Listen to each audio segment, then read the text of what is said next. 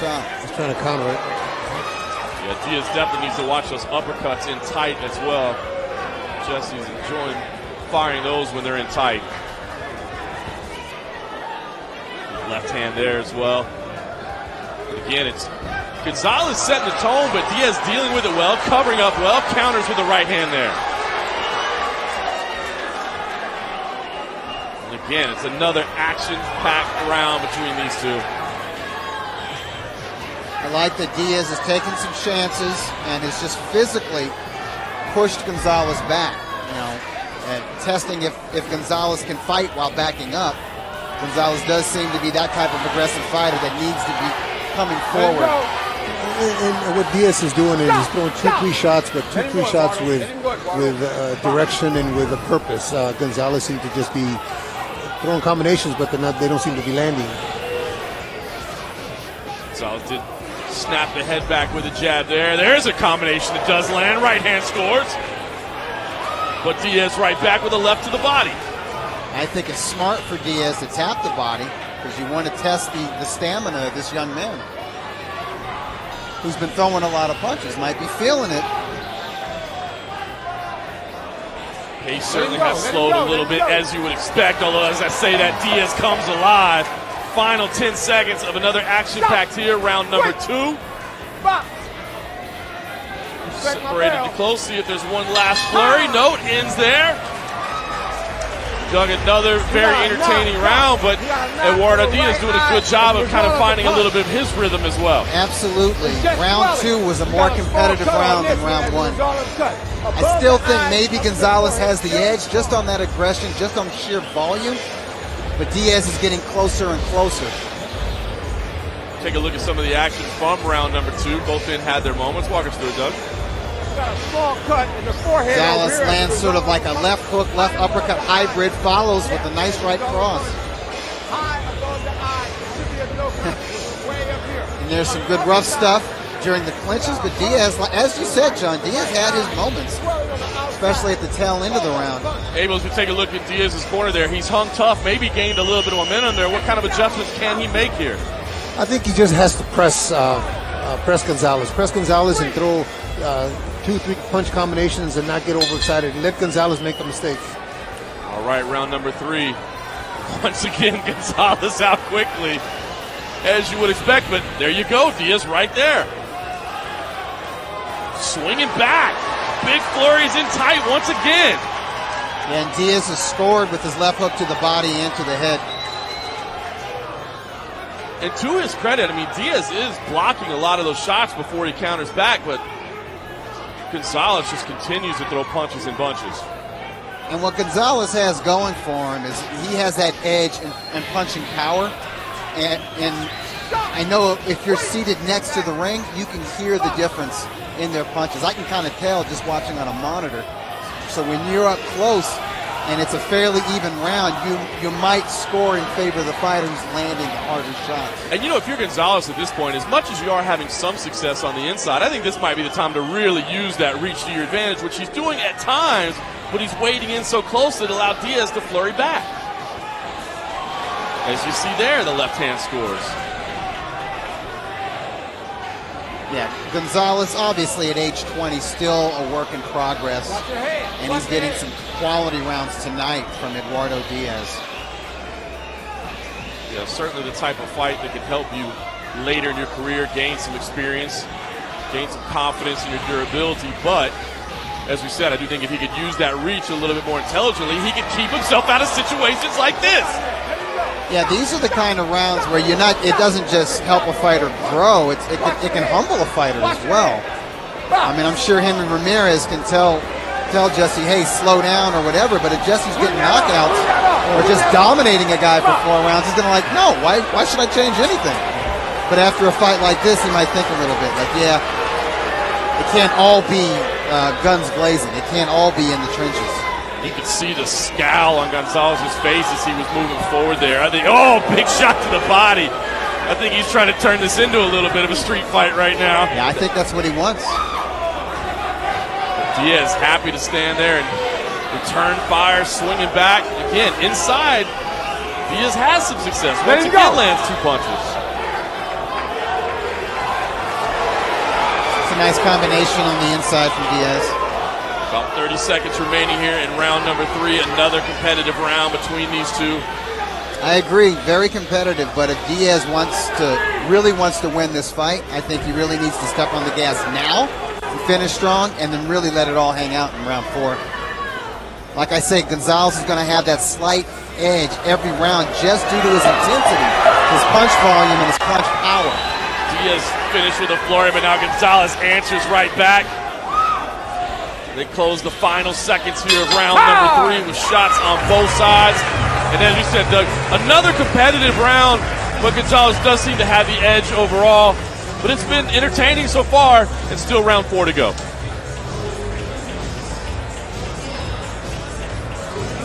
Diaz takes a deep breath there as we'll take a look at some of the action from, again, another entertaining round. Left hook to the head, left hook to the body, right cross. Diaz doing a good job blocking these shots inside, but he's not returning fire enough. That was a nice, kind of like a sneak uppercut. Kind of like a hybrid uppercut hook. Split the guard of Diaz. I think that Gonzalez tries to throw so many punches that he doesn't really turn his punches. He doesn't turn his hands, where Diaz seems to be throwing less punches and being able to hit him with the knuckles. He's turning his punches better. Better technique, I should say. I agree. Yeah, great point. You see a little bit of blood from the nose there. And Gonzalez, as we walk out for round number 4, respect between these two. I'm guessing they're going to go at it pretty quickly here.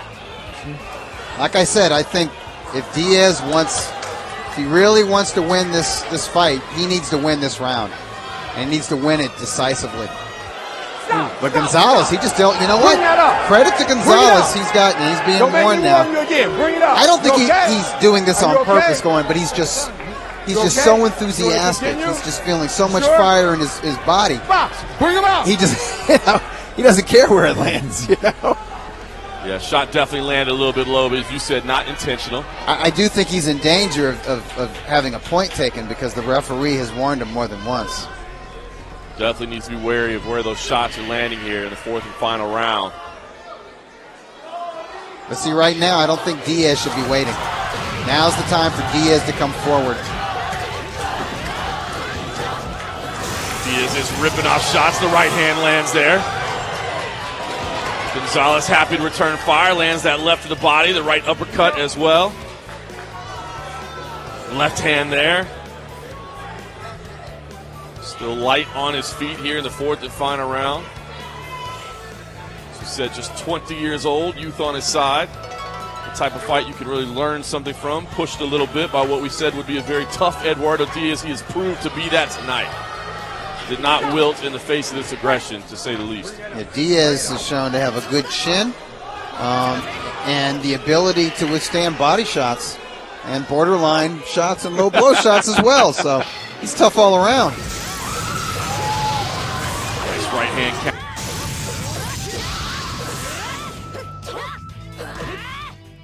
counter there from Diaz, but Gonzalez right back with big shots. Oh, again goes the body and might lose a point here. And yes. 1 point.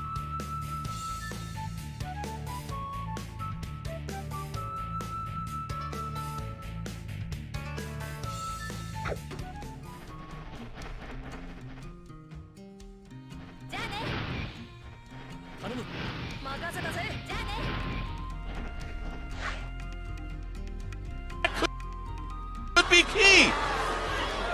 Yeah, Gonzalez's impetuous nature has cost him a little bit in this fight. We'll see if it ultimately costs him on the scorecards. Into the final minute here.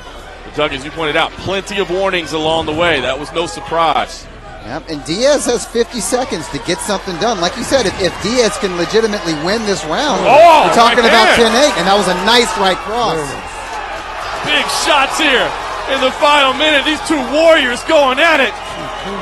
Trading shots in the pocket. Neither man wants to back down. Could this be the key for Diaz? Crowd is coming alive to will these 2 men to a strong finish.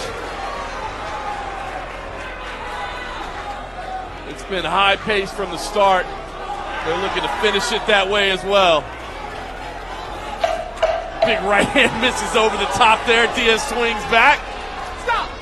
Wait. Box. That'll do it. Fun fight between these two. The undefeated Jesse Gonzalez, the durable Eduardo Diaz brought it. And again, we did have that point deduction in the fourth, so now you start to wonder, how did judges see round 4? How did they see maybe 2 or 3? Could Eduardo Diaz sneak in here with something over the favorite Jesse Gonzalez? He might have salvaged a draw. Yes. He could have lost the first 3 rounds, but if he legitimately won round 4 on anybody's card, that's a 10-8 round. That makes it 37-37. Man. What And if he maybe on somebody's scorecard, maybe edged that second round, which was pretty darn close. I don't know. We'll see. We'll take a look at some of the action here, including what ended up costing Jesus Gonzalez. Gonzalez is teeing off to the head. He should have kept it to the head. Got the uppercut in there, and yeah, that sort of grazing left to the body was below the belt line. The referee had seen enough of that. And I think it's a fair deduction. There were plenty of warnings along the Yeah, way. he was it's unfortunate, but clearly warned. you hate to see it. But I mean, you talk about learning lessons early in your career. That's a lesson you need to learn as well. And Gerard White, I think, gave him plenty of notice. Said, look, I'm going to take a point if you continue to land low, and he did. So that might be a lesson for Jesse Gonzalez as well. Let's see how costly of a lesson it was, because if you can learn a lesson and still take home a win, it feels a lot better than if you have to settle for a draw. Or maybe Eduardo Diaz snuck something out. Taking a while to get the cards all totaled up. Sometimes when it takes a little while to add things up, sometimes they're kind of funny. You start wondering a little bit, don't you? I mean, if it's 4 10s, that's pretty easy. It doesn't seem to be that way.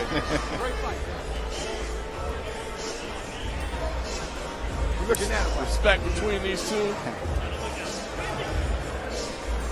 Still waiting to see. Does Sonny have the cards yet? I think it doesn't look like they're still adding them up over there. They're double checking, triple checking.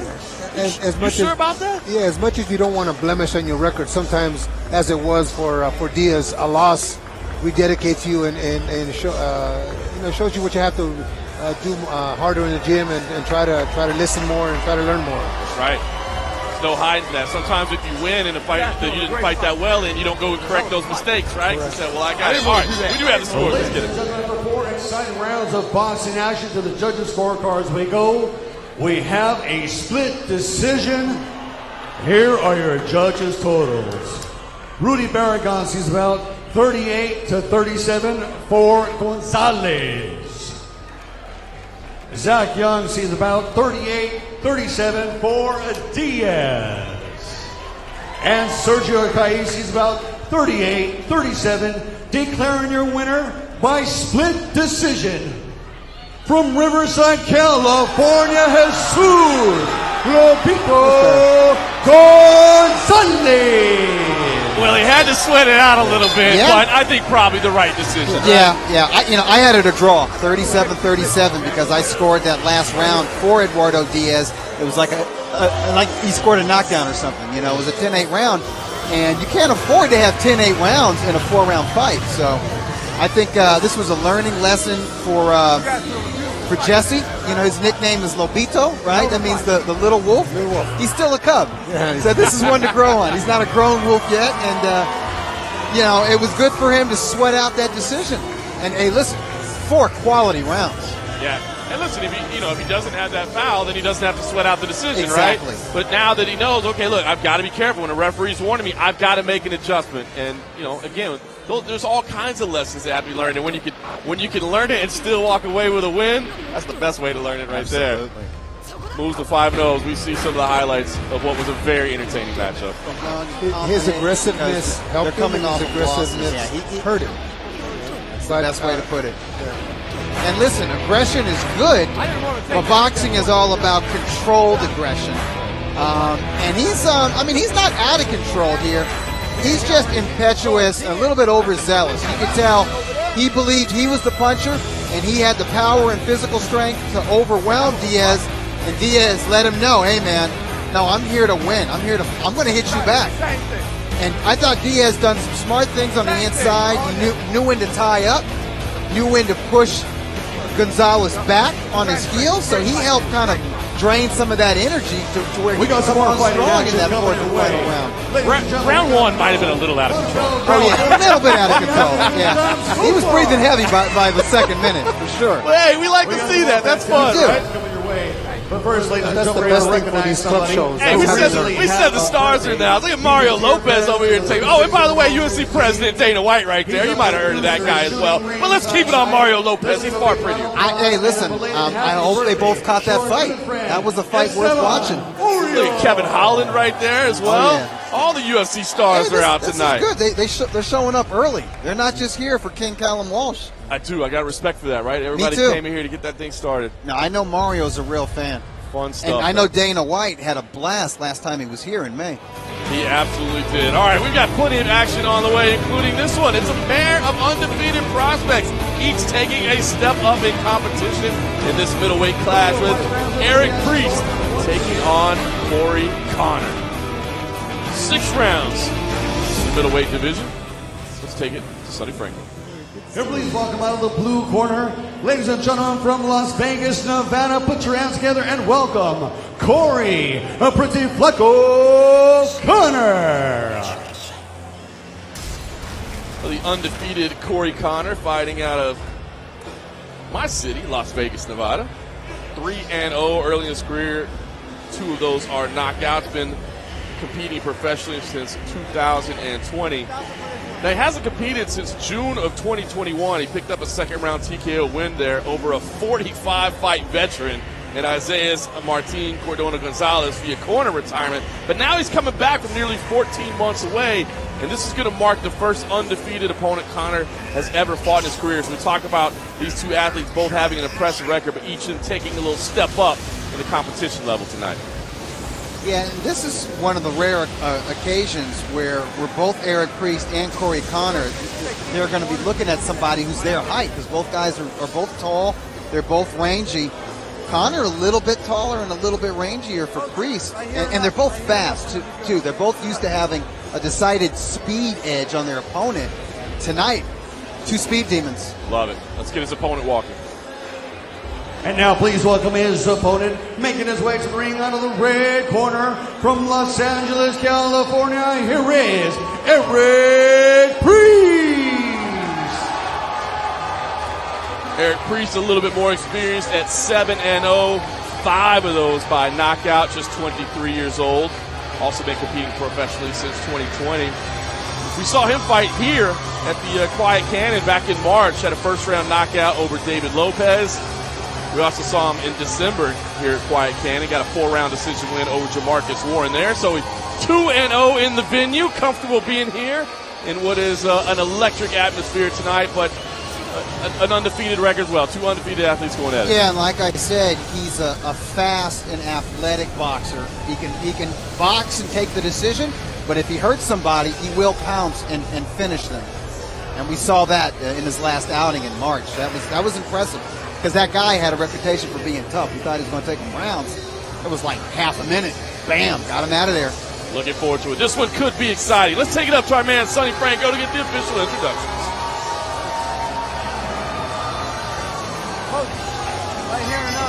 Once again, ladies and gentlemen, we're coming to you live on UFC Fight Pass from the Quiet Canyon here in the beautiful city of Montebello, California. Tom Loeffler's 360 Promotions continues on with the next bout of the evening, scheduled for 6 rounds of action in the middleweight division.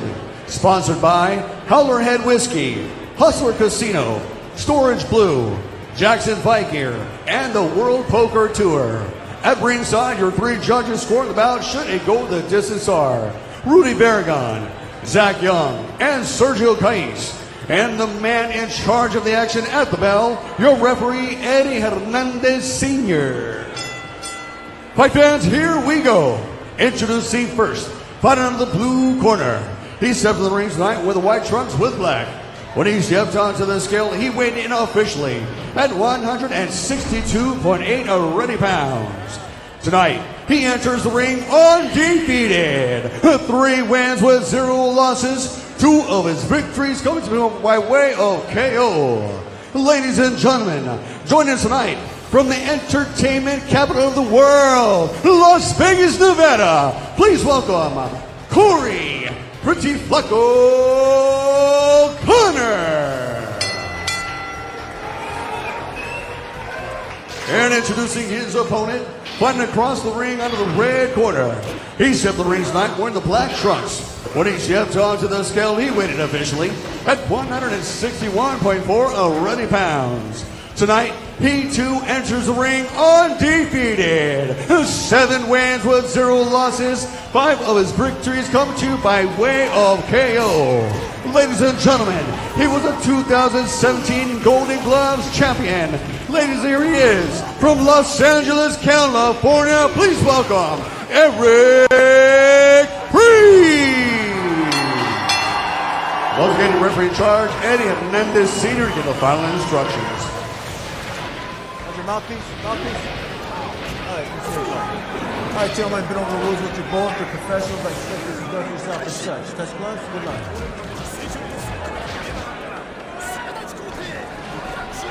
Physically speaking, there's not much separating these young middleweights. Eric Priest is a few years younger. Corey Connor is a little bit taller with a little bit longer wingspan. Looking forward to this one between 2 undefeated athletes taking a step up. Looking to move forward. Fight Clock brought to you by World Poker Tour Global. It is Eric Priest in the black, Corey Connor in the white, and they are getting at it early. Yeah, and like I said, a lot of speed on display. They are fast and twitchy. I think Eric Priest is at his best when he's walking a man down, and I think Corey Connor is at his best when he's sticking and moving, employing a little bit of lateral movement. Certainly wasting no time getting busy tonight.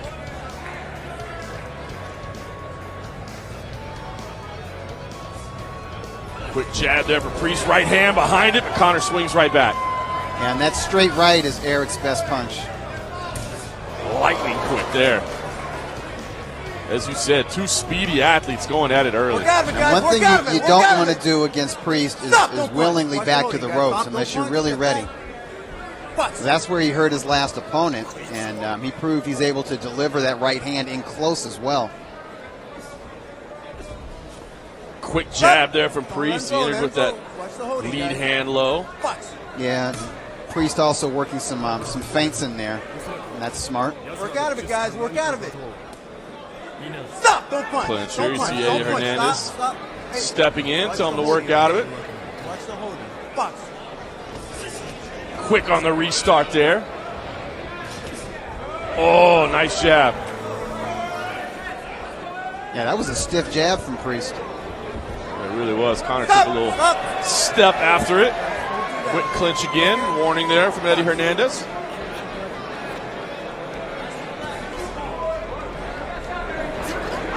Priest very effective with that jab. You can tell. Oh, there's a big shot though from Connor.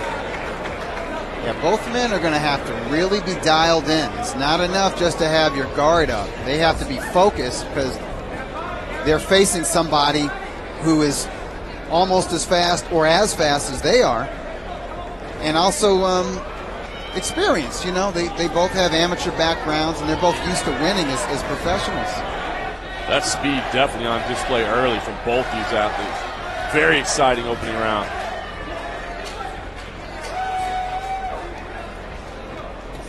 Priest fires out that jab on point, and you know he wants to put that right behind it. There it was! Dropped him with it. He was setting up, couldn't wait to throw the right hand, and Connor is on his back. That's gonna do it! The right hand gets it done in round 1. Eric Priest racks up another knockout. 8-0. Wow. Doug, you touched on it, man. The jab was on point, but he was waiting to put that right hand behind him. Yeah, you got the impression early that Eric wasn't just out here trying to outpoint Connor. It was a search and destroy mission. He wanted to walk him down with that jab and either just sneak a straight right between the high guard or get him up against the ropes and rush him against the ropes. but he was on a mission to get that KO. Abel, a lot happening there in a short amount of time. What did you see out of this young man? You know, I was impressed in the last show with this young man. We saw Callum do well, we saw the young lady do well, but this young man was very impressive, and he was impressive again tonight. As Doug said, he was setting up the correct situation to land his shots, and very impressive. Yeah, just 23 years old, another knockout victory. As we look at some of that action, Doug. Yeah, Priest was just touching that high guard, and as soon as he saw the opening, he just fired that right hand like a laser. There it is, boom. A little bit of an arc, but it landed right on the jaw and deposited Corey Connor to the canvas. Big win there for Eric Priest, bringing the crowd to their feet.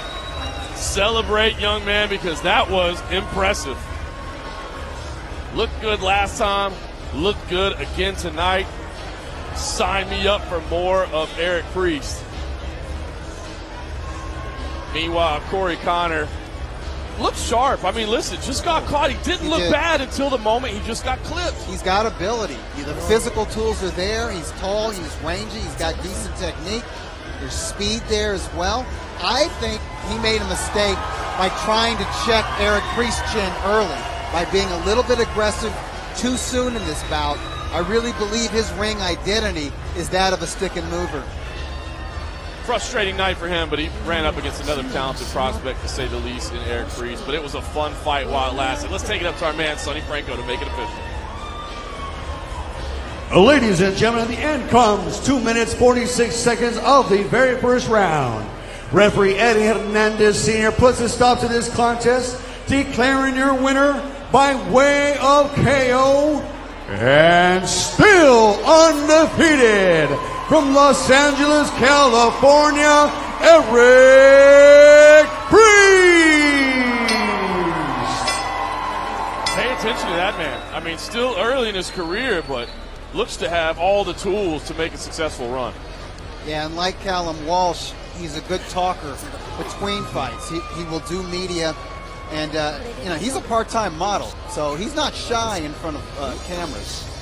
I sure hope that Connor is not discouraged too much by this fight. He made a mistake. That's not his fight. He needs to understand who he is, instead of trying to match wits with a bigger puncher. Not only that, but somebody his own height. He should have boxed him. But I hope he's not discouraged and continues. Sage advice right there for sure. Like I said, two talented athletes. One of them's going to prove victorious. Kevin Holland, Dana White, Mario Lopez. They're all having a good time, enjoying the night. Obviously getting a lot of love from the fellow fans in here.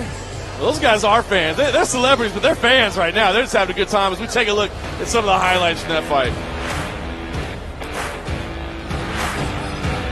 Doug, two talented athletes, right? Two tall, fast, athletic middleweights. Both guys from fight towns. But it was Santa Monica where Eric Priest trains, that won out against Las Vegas. And it was real smart what he did there. Corey Connor had the high guard. Oh, yeah. And Priest just tapped the high guard and caused him to raise it a little bit more. Just said peekaboo, hello to that right hand, with a slight arc on that right we cross. got some free stuff to give away. Beautiful work there from Eric UFC Fight Pass. I'm sure we'll see Montebello, more of them California. in the If you very want near some free future. stuff, you Hopefully gotta we'll see make more of this in the very near future. Okay with that? I'm good with this. Keeping the action going. Give here away, tonight ladies. Give it inside away. The quiet We're tossing out UFC Fight Pass Fun t-shirts. night here. You can see the crowd Ringside. filling in. It is We have getting the packed. one and only We get to our main Dana event. But up White next, in the house. it's the vacant Once WBC again, International UFC Fight Women's Pass Lightweight comes title. It's around on the line world, as the bringing top undefeated up with Chelsea Priest. Anderson takes on Kazakhstan's Aida Sakhtibalanova. 4 rounds, vacant title on the line. WBC International Lightweight belt in this women's matchup. Looking forward to that as we get into the featured action of this phenomenal Hollywood fight nights here at the Quiet Canyon. Enjoying the atmosphere in here, absolutely packed, sold out. They were selling standing room only tickets. People wanted to get in the doors to see King Callum Walsh and whether or not he can keep this incredible run of his going. Well, we still got a few featured bouts before that. Get that young man a t-shirt. Make him a fan for life. Get that young man a t-shirt. He's waving for it. See, they got him one. I like it. Right on. We do it right here. Tom Lawler. All right, let's keep the action going in the ring. Let's take it up to Sonny Franco. Kazakhstan, please welcome Ada, Lady Spartan, Santi Maldinova.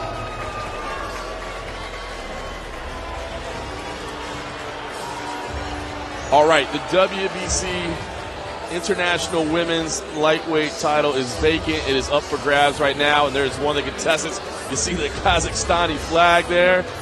She's excited to see some countrymen in the crowd. That is Lady Sparta, Ada Salty Balinova, 35 years old, fought most recently in June, picking up a decision win to qualify for this matchup. That was a return from a near 3-year layoff, but looked impressive there, and now is fighting for a belt in her second bout back.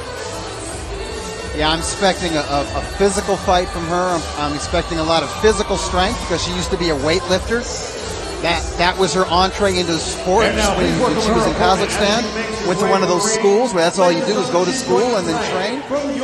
And she made the transition to boxing, and she got that warrior spirit, which is why she calls herself Lady Sparta. Looking forward to see what Lady Sparta brings, but here is the undefeated Chelsea Anderson making her way to the ring next. And she's also got warrior spirit, and she's got a lot of power with that right hand. If you listen to this walkout music here by Korn, that's a tribute to Kelly Pavlik. She's a big Kelly Pavlik fan, and that robe that she's wearing in her trunks are kind of like how the colors that Kelly Pavlik would wear into the ring.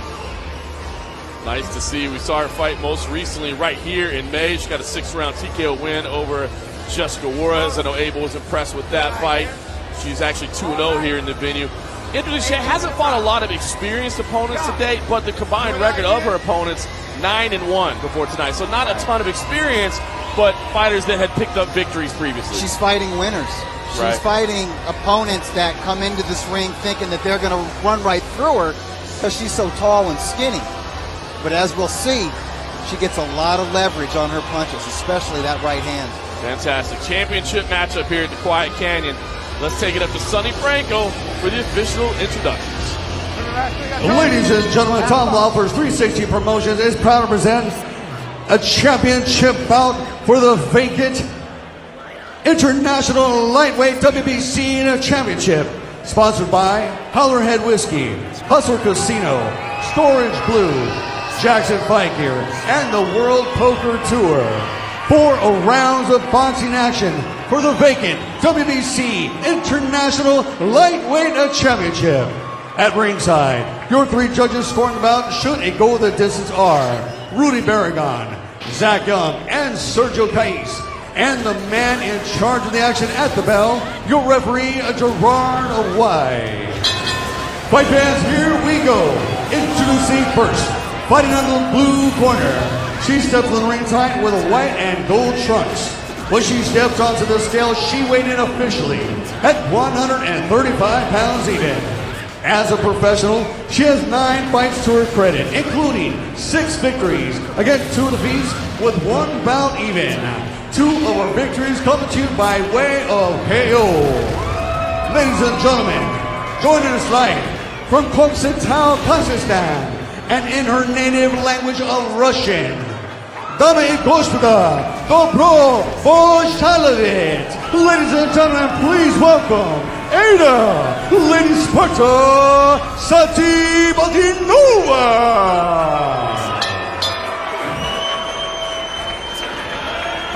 And introducing her opponent, button across the ring on the red corner. She steps in the ring tonight wearing the red trunks. When she steps off the scale, she weighed in officially at 134.8 already pounds. Tonight, she enters the ring undefeated. 5 wins with 0 losses. 2 of her victories come to you by way of KO. Ladies and gentlemen, from Yorba Linda, California, put your hands together for the sweet but deadly Chelsea May Anderson. Once again, the charge, Gerard White, give a final instructions. Okay, ladies and gentlemen, the rules of the dressing room. You know what I expect out of you. This is for the WBC Lightweight International Championship. Belt's good here. Belt's good here. Let's go to work, girls. Slight height difference between the two as we bring up the tail of the tape. Yes, the glaring statistic here is that 5'9" Chelsea Anderson is 7 inches taller than Sati Baldanova. Also, a decided reach advantage. 9 inches in wingspan. We'll see how that plays out. 11 inches. Wait, no, 9 inches, yeah. Math was not my best subject. Sonny Franco's Russian, though. How about that? That was impressive. This fight brought to you by World Poker Tour Global. Title is on the line. You see the huge height difference between these two. And Anderson aggressive, trying to move past that reach.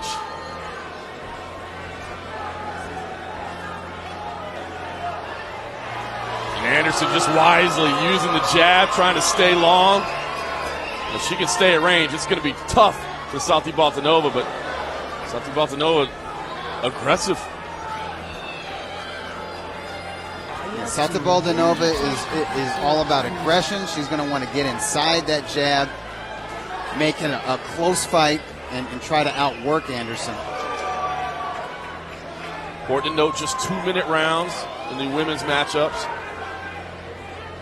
A lot of push to maybe get that adjusted in the future, but for now the rules stand 2-minute rounds. Oh, nice uppercut there. The right hand from Anderson carries a lot of power because she gets maximum leverage. She uses her height and her reach. Well, if you're Anderson, you know that Sati Baldanova's got to rush towards you, so if you can just paw out that jab and then tee up the uppercut. And because she's so much taller than most of her opponents, they always rush her. They always try to immediately get on the inside, so she catches them on the way in. Anderson doing a good job of staying at range, throwing out the long, straight punches. Sati Baldanova, to her credit, pushing forward, aggressive, but has taken a couple of shots on the way in. Left hand landed there. Big right hand as well. Here's the clapper there for the final 10 seconds. Opening round here in this championship matchup. Little smile there as round one comes to an end. One in which you can see Chelsea Anderson really using that reach to her advantage. Pretty incredible tool to have at your disposal against a much shorter opponent as long as you use it. And I think she did a good job of doing that. And she hasn't always done that. The first time we saw her, we didn't see the jab. It was just Trent's warfare, and her power got the better of her opponent. She scored 2 knockdowns. She definitely began this fight working off her jab. And you can see the little smile there at the end. Said, none of that got me. She looks calm and relaxed in the corner. Again, she's got an aggressive opponent in Sati Baldanova, who's doing what she can do. Abel, as we take a look into the corner there of Anderson, is there any adjustment Sati Baldanova can make? I mean, it's just, you got to work past that reach, right? Yeah, well, for the fights I've seen of Chelsea, she is a slow starter. It takes her a couple rounds to really get going, and Baldanova did the right thing by pressing her. She's pressing again, but she does walk into a right hand there from Anderson. Sati Baldanova again in the white and gold. Anderson in the red and white. WBC Women's International Lightweight title on the line here. See that uppercut again from Anderson. Sati Baldanova realizes she just can't relax at all, because if she sets up on the outside, she's going to get touched up. There's that uppercut again.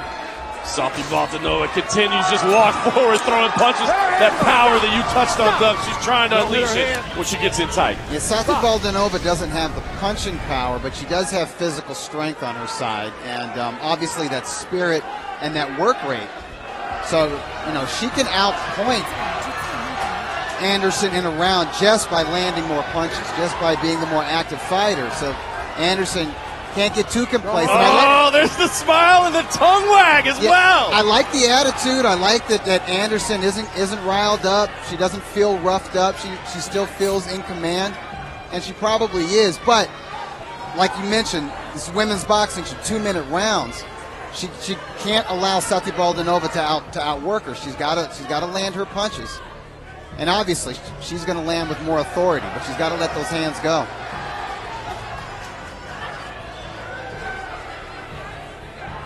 It's funny, I was just about to praise Sati Baldinova for the aggression in that flurry, and then Anderson just hung her tongue out and smiled at her. But I think that's what Sati Baldinova has to do, just make it a street fight. Yeah, for all 2 minutes, every round. Stop! Wait! Watch the forearm. Box! Final seconds ticking off the clock here in round number 2.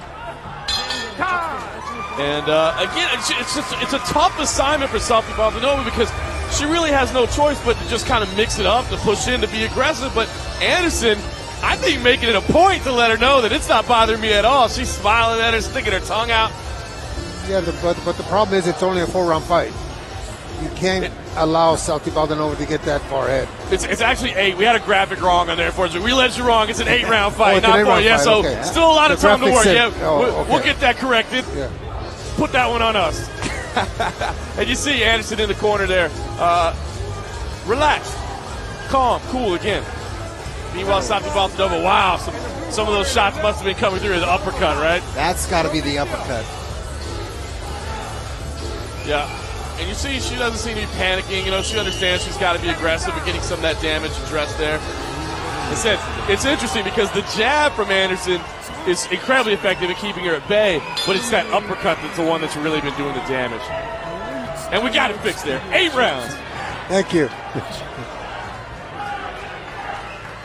And it's best for Anderson when she delivers those 2 punches in combination. Jab, right uppercut. And she did it last round. She could do it again. And it's intriguing because you said Anderson kind of a slow starter traditionally, but yet she's been effective early, and now she's really starting to get some momentum. And again, that frame is just problematic to deal with. You see Sati Baldinova trying to push forward, trying to get inside, rip those punches off the body, lands a few up top. Now, I think whenever Sati Baldinova is in close, she should try to tap that body. I was looking for the body shots in the first 2 rounds and didn't see them, so it's good to see that here in round 3. Yeah, and I would think if you're Sati Baldinova as well, I mean, you don't want to be out here in the center. I mean, if you could push this thing up against the ropes, get it in tight, make it a little bit ugly, that's probably going to suit you. But right now, fighting at this range and allowing Anderson to stay outside, slip off the ropes here, I feel like you got to cut the ring off and keep this thing in tight. There's that uppercut as well, but the right hand from Sati Baldinova up top. Anderson just picking her shot, sliding out of the corner, not allowing herself to get trapped. Under 30 seconds remaining here in round number 3. Yeah, I like that Anderson isn't just backing straight up. She's moving around Sati Baldinova for the most part, and she's doing a good job of staying out of corners and off the ropes. Yeah, she needs to keep the fight in the center of the ring as much as possible. That's what you'd be telling her between rounds, Absolutely. right? Yeah. Final seconds here of round number 3. Misses the big right there from Anderson. Tries to jab to the body as well. Pulls one back just after the bell. And listen, we see the weapons that Anderson has. It's just going to be up to Sati Baldinova to adjust and push past them because there's really no other way, right, Abe? I mean, when you're facing an opponent with that much more reach, there's no secret. You just got to get past it. You know, Anderson's getting into the groove now, so she's going to keep the fight in the center of the ring, not keep her back against the ropes, as Dougie said.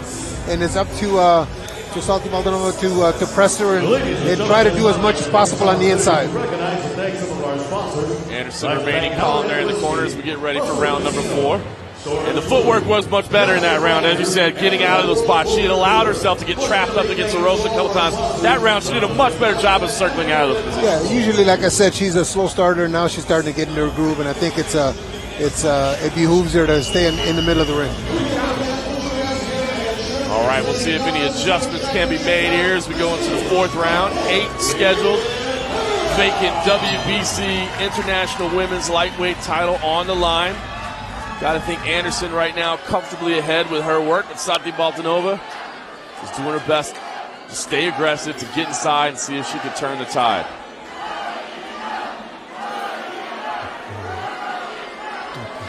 Right now, the best punches being landed from Anderson, even the ones in close. Nice jab there. She stays away.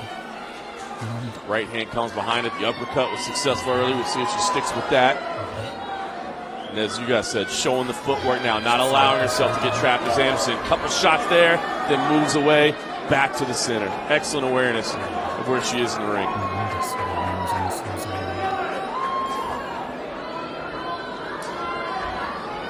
There's that uppercut. Just missed there, but has served her well so far. Anderson in this round doing a good job of controlling the distance and the tempo just with her lateral movement. I would like to see her be a little bit busier and add a little variation to her offense. You know, double up with the jab. Maybe a left hook every now and then. Santi Baltanova snuck in an overhand right. Yeah, Santi Baltanova is going to keep trying. She's all about enthusiasm, effort, spirit. That's just who she is as an individual. Yeah, you touched on it, the warrior spirit. She's showing it, right? I mean, This is a tough assignment. The frame is a difficult thing to overcome. The jab, the right hand's landed, but she just continues to walk through punches to try to get this position right here. And they're heavy shots, too. They're heavy shots that have already busted her lip, maybe buzzed her a little bit, and she deals with that. Left hand scored for Anderson, right behind it. There's that uppercut once again. You hear the clapper there for the right hand from Santi Baltanova. The warrior spirit is strong, and she stands in there and fires back. Time. Not going away easy.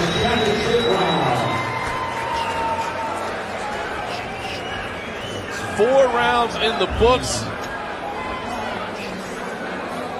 Get ready for round number 5 of this vacant WBC title match.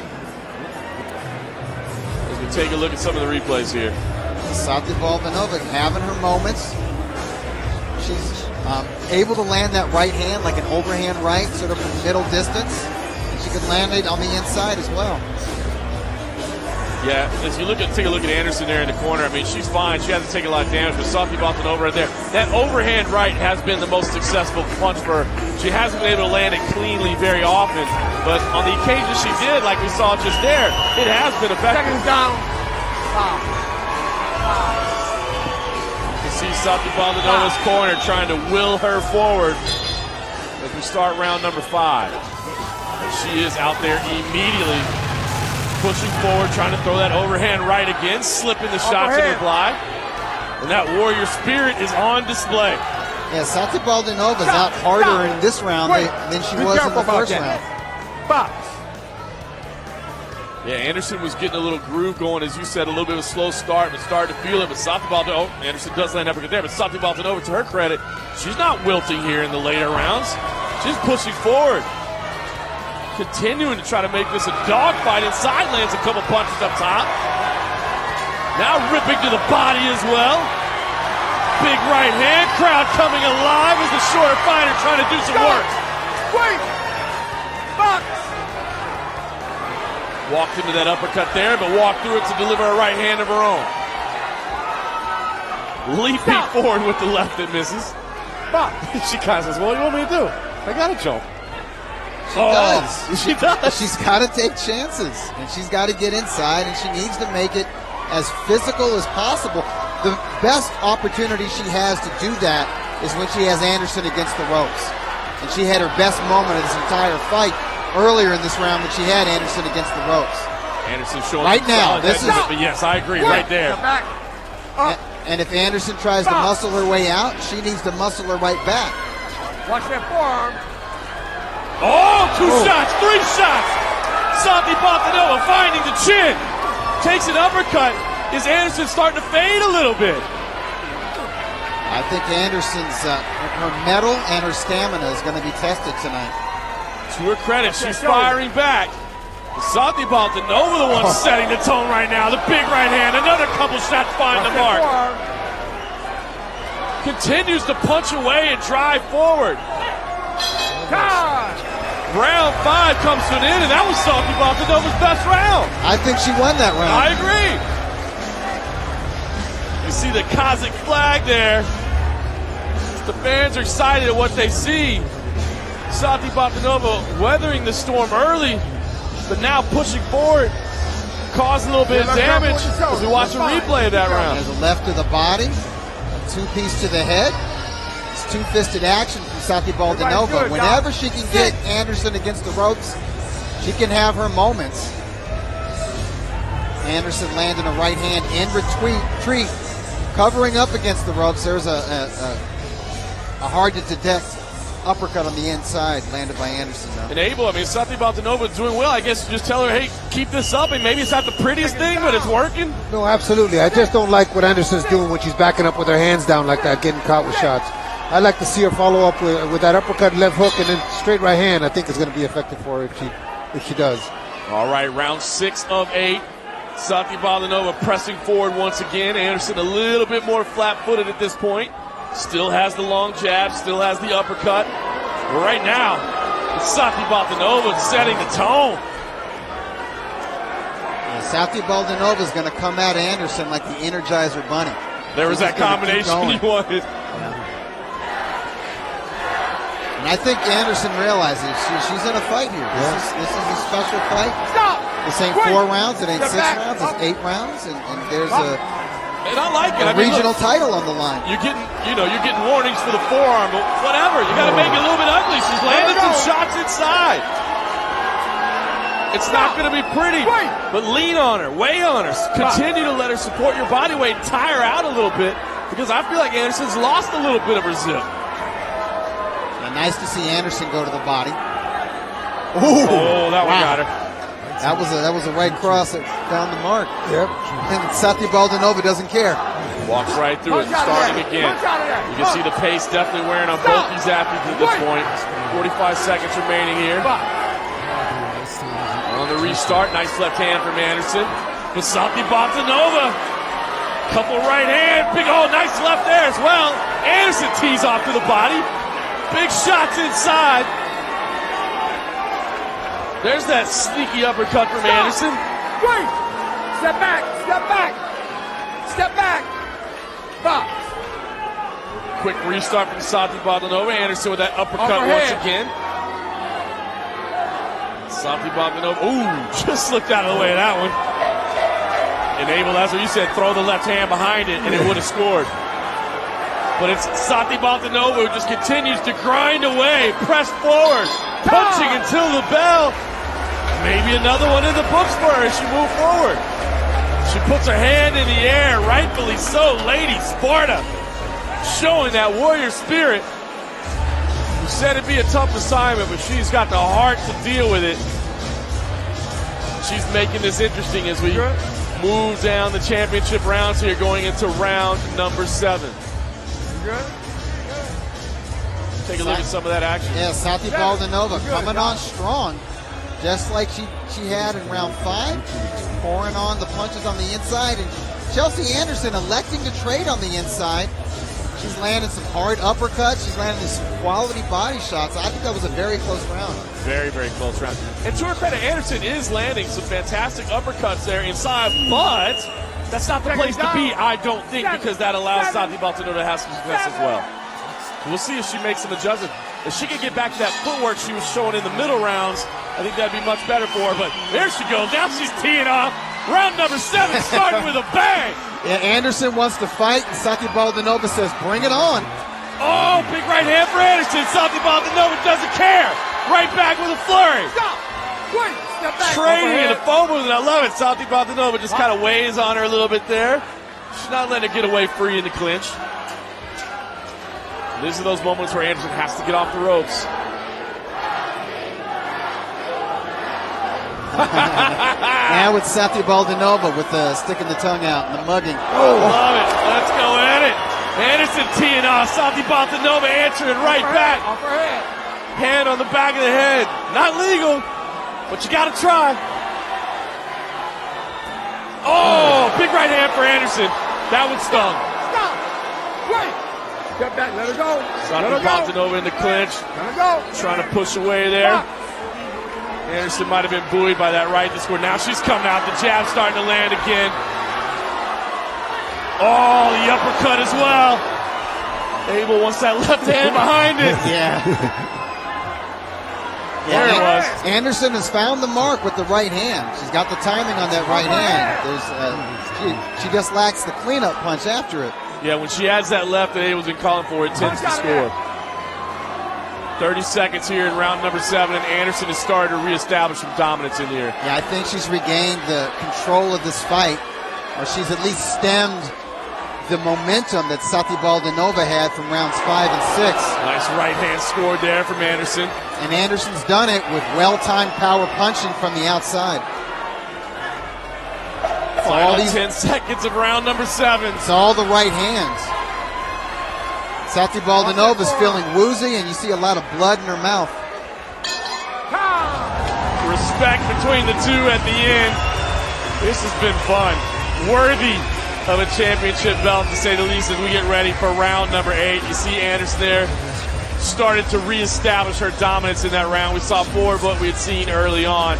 As you said, kind of stemming the aggression of Sati Bontanova, who was really kind of going unchecked, just walking forward. Couple deep breaths there. Take a look at some of that action. And the difference in round 7 is that Anderson wouldn't back up. There's some mutual respect there because Anderson landed her best right hands. Sati Bontanova stood up to those punches. But Sati Bontanova was not able to return fire in kind. That was a very good comeback round for Chelsea Anderson. She's also not backing up with her hands down either. She's got her hands up, so Sati Bontanova, it's hard for her to get at her. They touch gloves for the 8th and final round, and Anderson tees off immediately. Wants to leave no question. Uppercut lands there. Right hand scores. Sati Bontanova continues to walk forward. Not backing down one bit here in the final round. Firing off that big overhand right. But Anderson reestablishing her dominance with some of the best shots. They're trading. Oh, right hand for Bontanova. Sati Bontanova again just teeing off. Absolute battle between these two ladies. Stop. Wait. Stop. Listen up. When I say stop, don't throw any punches. Step back. Step back. Step back. Clinch broken there by Gerard White. Resets them. A little more than a minute remaining here in the final round. Both have the energy. Right hand landed for Anderson. Following up with a flurry. Sati Bontanova swinging back. Big shots to the end. Leaving nothing in the ring here in this championship matchup. Left hand for Anderson. Sati Bontanova with the overhand right. Stop. Wait. Stand up. Anderson needs to press her advantage. She lands a big left hook or a big right hand. She needs to keep pressing forward. Anderson starting to find a home. You can see Gerard White watching closely, saying, show me something. To Sati Bontanova. Uppercut lands inside there. But she's swinging right back. You want to show something? Here it is. Stop. Wait. Step back. Step back. One clinch. Will that be the final break? 15 seconds remaining in the 8th round. They're teeing off here in tight. Final 10 seconds. Big shots from both. Swinging till the end in a flurry that befits the action of this fight. Big right hand in tight. And the crowd comes alive at the end. A big hug between those two in a very fun fight. Dougie, you talked about the warrior spirit of each of these two athletes. I think they showed it all the way to the end. Absolutely. Sati Bontanova was nonstop aggression, pressure, and fortitude, because she was eating these big right hands that were busting her lips and her mouth up and her tongue with the blood. You can see the blood right now. I'm sure she had some cobwebs in her head at some time, but she kept coming, and Chelsea Anderson had to fight through that. She had to decide, okay, I'm going to box now. Oh, you know what? I'm not going to box. I got to get my respect. And she would stand and trade, and that's why we were treated to a terrific 8-round fight. And boy, did Anderson get a chance to show her character, right? Because Satya Baltanova started to claim some rounds in the middle rounds there, and then Anderson had to say, wait a minute, we got to readjust this. She did exactly that, and she finished with a flurry. I think she showed her character. Yeah, she sure did. Anderson needed those last rounds like that to possibly win this fight. It's a close fight, but she finished strong. Let's see if the decision goes her way. I think it will. She won rounds 7 and 8 on my unofficial scorecard. I have it 77-75 for Chelsea Anderson. So close and competitive. We'll see what the official judges have. It seemed to me like she got her second win. She seemed a little winded in the 5th and 6th round. I think it's her first 8-rounder. It was, And first 8-rounder. Chose a hell of an opponent to go 8 rounds the first time. Yeah, the Energizer Bunny. Satya Baltanova, win or lose, can walk out here with her head held high. Obviously facing a difficult matchup in the size discrepancy, but continue to move forward. You take a look at Anderson there. She's fired up. She's looking for 9 and 10. She's ready to keep going. She's got a great personality. Fun fight. You know, at the beginning of the show, Doug, you talked about the different countries with a great boxing background. Kazakhstan, I had the honor of visiting some of the gyms and watching some of the programs. It's unbelievable, the dedication and the teaching and the schooling that they have in that country. They're serious about all of their sports, but they've had a lot of success in recent years with their amateur boxing program. So their amateur boxing is as big as professional sports there. Well, they really don't have a professional program there. So it's the amateurs, but all their sports seem to be very, very successful. Well, fun fight to say the least, and it looks like our man Sonny Franco is in there, so we've got to award a belt to one of these two ladies.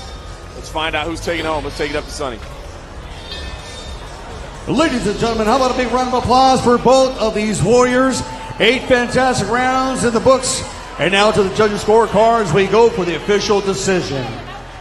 Both Rudy Barragan and Judge Zach Young both see the bout 77-75.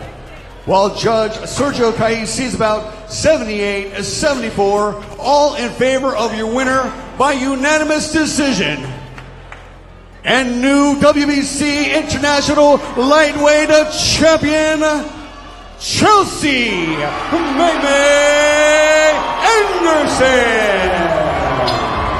Big win for Chelsea Anderson. Stays undefeated, walks away with the belt and Dundee. Judges had it just about the way you did. Right. 1 point off on one card, that was it. Hard earned, but well deserved for Chelsea Anderson. And this means a lot to her. She's overcome a lot, and it's through boxing that she was able to overcome personal demons and get her life on the right track. And like she told me on Saturday at the media workouts, you know, she says, hey, listen, it's an international belt. I know it's not a world title, but she says this is something that I'm going to have for the rest of my life. You know, when she's done with boxing, she's going to have this trinket, this belt, and it means a lot. It's the epitome of her hard work and her sacrifice in the sport.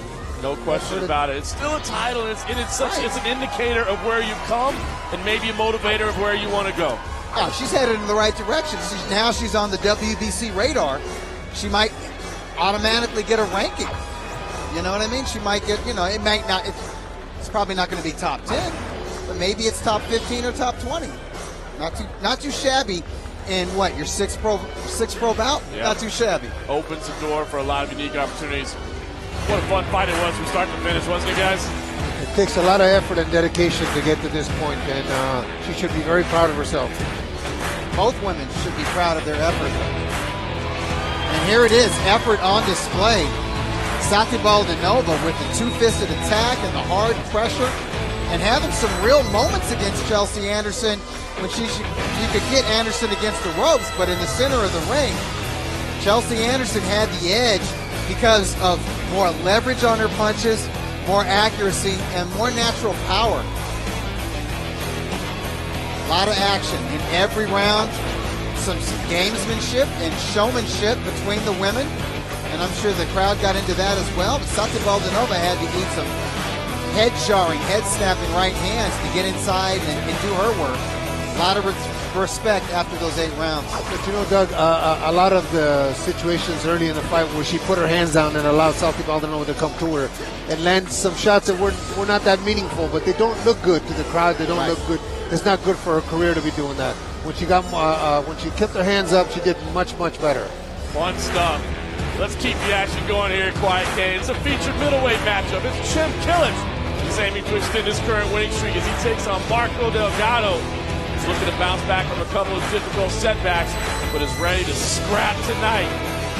His 6th-round matchup.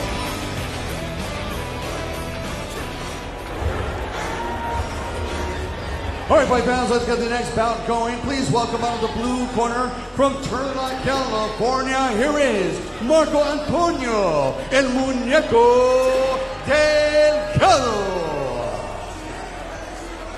Let me correct myself right away. I said 6 rounds. It's going to be 8 rounds. I apologize for that. But walking to the ring first, El Muñeco Marco Delgado, 30 years old, comes with a 7-3 record. 5 of those victories come by knockout. The losses all by decision, so has never been stopped. Fought most recently in August of 2021, so a year ago. He suffered a decision loss there to the still undefeated Fyodor Kamukov in Minneapolis. So he's now taking a 1-year layoff, returning from that, and looking to bounce back from a couple of losses, but as we said, decisions. So this man is coming forward, he's looking to scrap, he's never been stopped, and he's ready to come make it a fight tonight. Yeah, and those losses were competitive fights. He won rounds in those losses. He's a tough guy, and he's a confident boxer, I would say. He's got decent technique. He's looking intense tonight, but he's got a difficult challenge this evening as well. Let's get his opponent walking to the ring.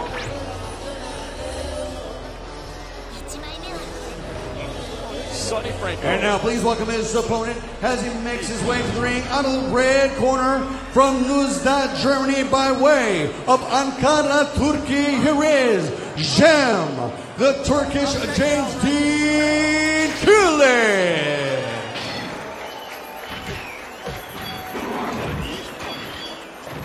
They call him Champ. Jem Killins comes to us with a very impressive 16-1 record, 11 of those by knockout. Currently riding a 2-fight winning streak after suffering the lone loss of his career. That was a bid for WBO and NABO titles. Turkish descent, born in Germany, now fights here in the United States, and a fiery individual. They had a little altercation yesterday at the weigh-ins. No love lost between these two. I like that. I like that kind of spirit. And that's been the spirit of all of our bouts so far tonight. I mean, both corners coming to fight. They're war ready. And Gillick, I would say, he's probably the most advanced professional on this card with that 16-1 record.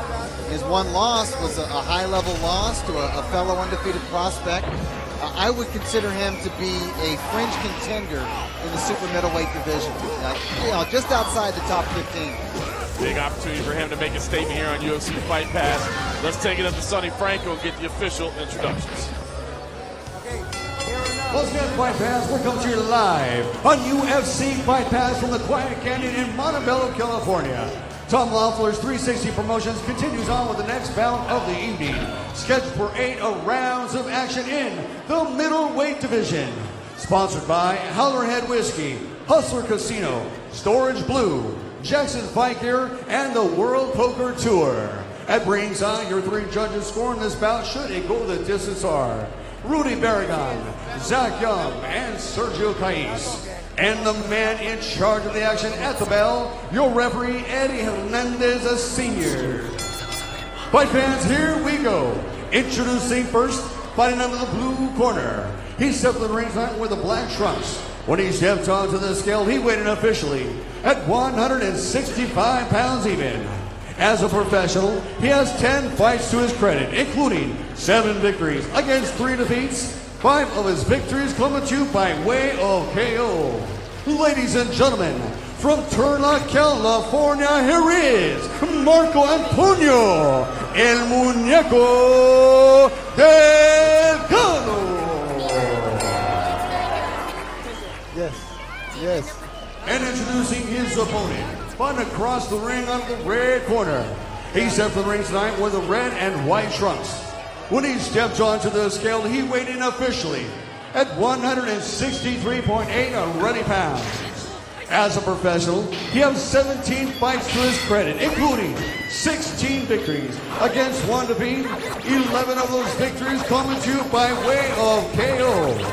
Ladies and gentlemen, joining us tonight from Neustadt, Germany by way of Ankara, Turkey, and in his native tongue from his homeland of Turkey, Baylar ve baylar, hoş geldiniz. Ladies and gentlemen, please welcome Jam, the Turkish James Dean Kilic.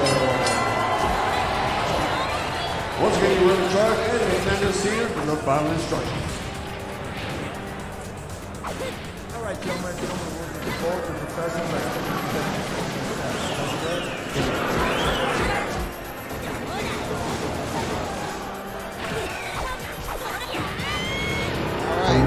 Not much separating these super middleweights. Kilic is just a couple of years younger, a little bit taller, has 2 inches of wingspan. Good physical matchup. Not much separates him on the tail of the tape. Not much separated him yesterday at the weigh-in where they almost got into it. No love lost here. How many languages does Sonny Franco speak? Fight brought to you by World Poker Tour Global. This one could be fun. It's Kilic in the red and white, Delgado in the black. Kilic wants to make a big statement here on UFC Fight Pass with Delgado. Not afraid to get in there and mix it up a little bit. Not impressed by the record one bit. And that's Delgado's key to victory is to pull Kilic out of his boxing mind frame and get him into just pure fighting mind frame. I think that's his best option. Kilic is the better athlete. He had the more extensive amateur career. He's got the better, boxing technique. He could just box neatly from the outside and probably win every round. But he also has that fighting heart. And if somebody, if he feels that somebody is being disrespectful, well, he might want to punish them for it once the fight starts. So we'll see if he's able to keep his composure. He seems nice and composed right now. I was going to say, it's that classic stylistic match, right? You want to box the fighter and fight the boxer, and they're both looking to do the alternate. That makes it kind of fun. But Kilic seems nice and composed. You're seeing the speed advantage that he has. You're seeing his athleticism. You're seeing a lot of poise and technique from Kilic so far. Oh, Delgado just misses on the big left hand there. Digs to the body. Delgado's been investing in the body early. This is on the uppercut there. Now, as you said, kind of trying to make it a little ugly. Inside, nice little right hand as he breaks. As you said, Doug, you probably wouldn't be able to just out-technique him in a boxing match. We can make it a little bit ugly in here.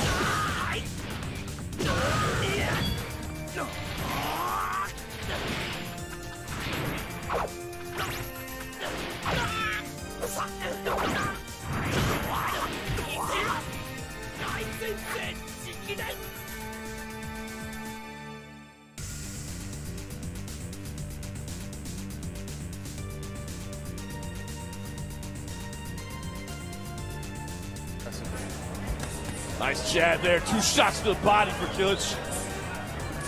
Oh, jab, uppercut right as Noel. As you said, the combinations, everything lands. But there's Delgado making it ugly inside at the foul. Delgado's going to be dangerous in the trenches. Boy, fun first round where I think both fighters show what they do best. The crisp, accurate combinations of Kilic on display, but also Delgado just getting in there and making it a little bit messy, making it a little bit dirty inside. That worked well as well. Delgado takes a seat there. Take a look at some of this action. And both fighters had moments in the first round. It's Kilic with the accurate shots. A series of rabbit punches from Delgado. Kilic looking real good with his jab, his straight right, and his uppercuts. Kilic very relaxed there in the corner. And you said the efficiency of his punches, I thought, were very beautiful to watch. And the fact that he's not wasting energy, but when he unleashes shots, he's throwing 3-4 punch combinations, but they're landing. Yeah, he is a two-time world champion in his corner, training him now. So it's evident. You see that, like I said, the Valoria stamp in how he's fighting this fight. He was a lot different when I had him in camp before. All right, we get ready for round number 2. Abel, who did you have Kilic working with? I want to say Akhmedov. Ooh, Ali Akhmedov? Angulo. He worked with 2 or 3 different guys, but he was more of a brawler, like I said. Yeah. Now he's more compact, more. You had him in there with some grizzled veterans Yes. with Pero Angulo and some fellow young guns with Ali Akhmedov. Notable names there for sure. Don't punch. Step back.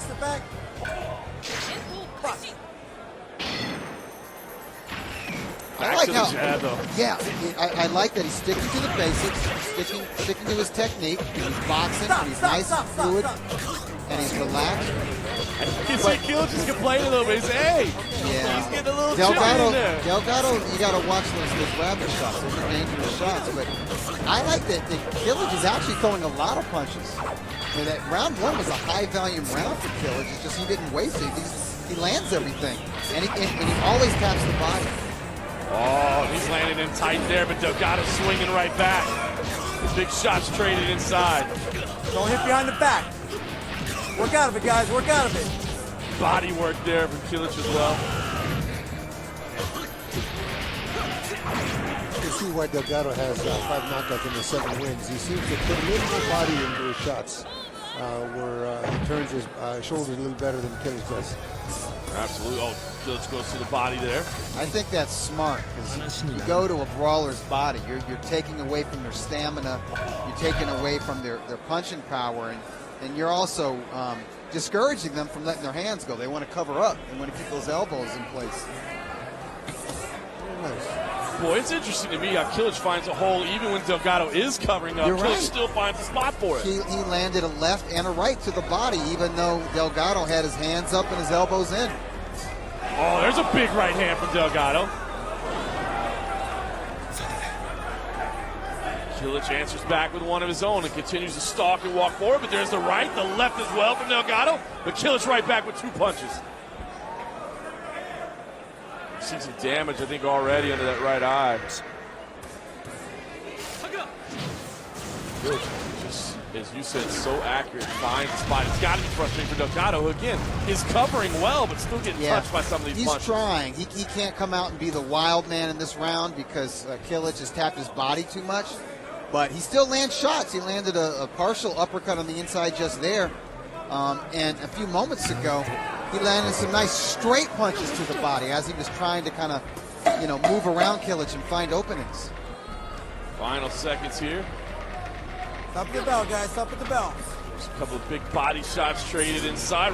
Right hand at the end, and Delgado gets a smile from Kilic as he's pushing all the way until the final bell. Fun stuff so far in this matchup. Mouthpiece out there, a couple deep breaths. But Delgado is coming to make this a fight, no question about it.